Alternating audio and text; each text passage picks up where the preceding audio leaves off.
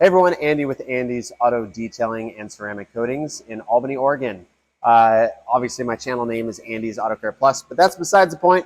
Today we're going to do a little updated review on the McCulloch steamer. You can see actually we got two McCulloch steamers here. We got the MC1375 and we got the MC1385, which I just purchased and kind of just playing around with what this actually features over that one. So basically I'm going to talk about the differences, basically the good, bad, ugly that I know of. I've had that steamer literally almost 4 years.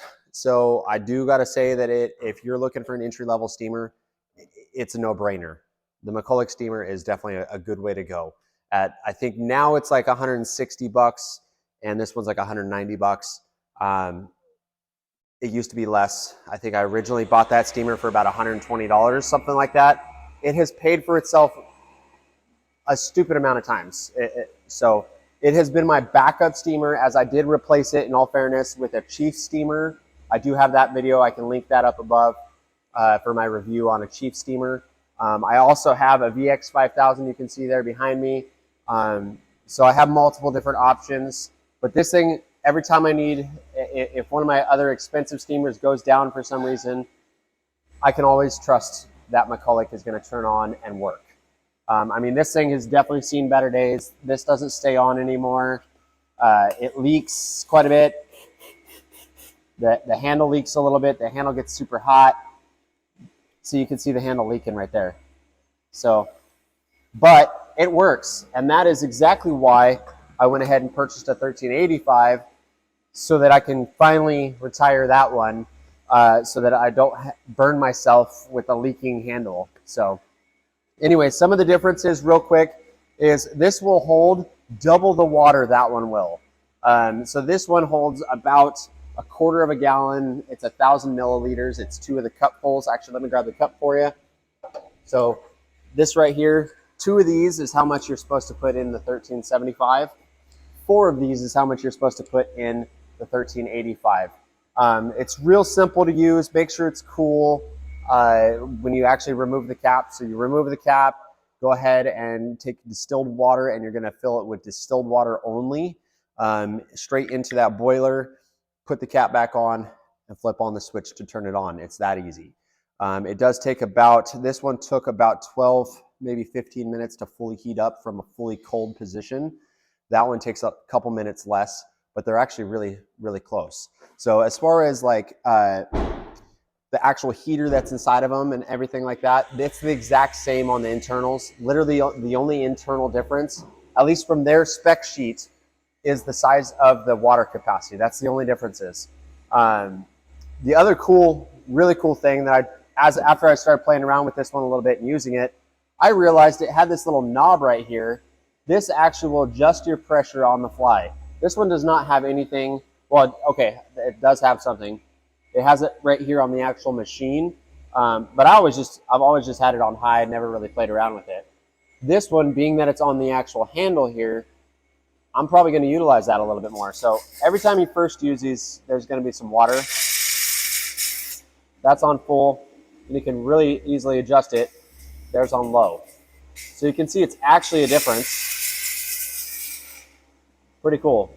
They all have the same pieces that come with it. They all come with stuff that I don't use. They have a floor mop steam attachment and stuff. So if you are looking for the steamers for like household cleaning, it's good for that too, because I've used it in household cleaning. It's a great steam mop. It's got all sorts of attachments. These are a couple of the attachments I actually use. Is this one right here, and I use the triangle attachment right there for cleaning carpets, as well as just a straight tip, which let me show you real quick. There's actually just this little tip here. You remove this one, put that on like that. There you go. Or like I run that one most of the time, is I actually use it like this, because you can get a little bit more pressure. But this is going to be a little bit more defined if I lock it in there. I'm keeping that in the video because that stuff happens. I didn't lock it in there. So you can see how important it is to lock your stuff in there. So anyway, as far as using it, they operate the exact same. You pull the trigger. Everything is right there on the handle, just like that. So that's pretty self-explanatory. They do both have trigger locks, so you can lock the trigger with it on. Okay. You can also lock it where you can't turn it on. So that's pretty much the main differences between the two. If I could have done it all over again, which one would I buy? I would buy the higher capacity machine for sure. I actually, when I bought that machine, I was kind of kicking myself because I was like, man, I could have bought the bigger one. It doesn't have that much larger of a footprint. But if you're working out of the back of a sedan car and you're trying to do mobile detailing and you just need a good entry-level steamer that doesn't take up a lot of space, it's definitely that machine. If you've got a little bit more space, use the bigger machine.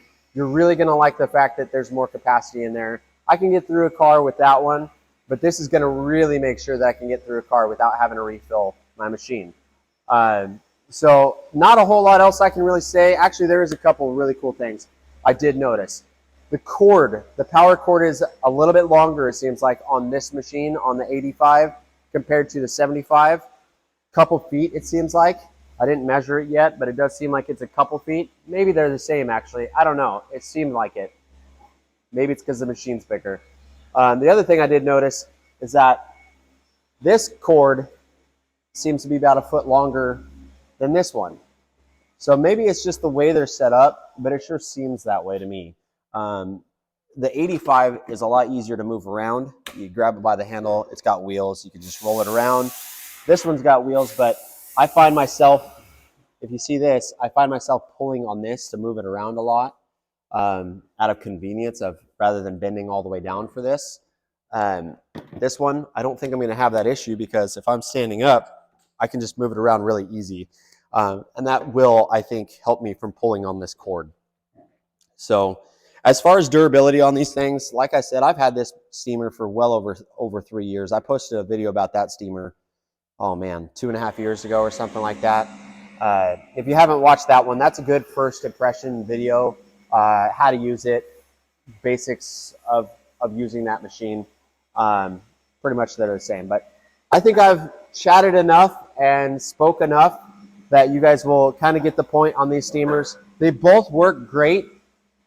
Very good entry-level steamer. If you're looking for that steamer, like I've already said in this video, this is a really, really good option at the price point.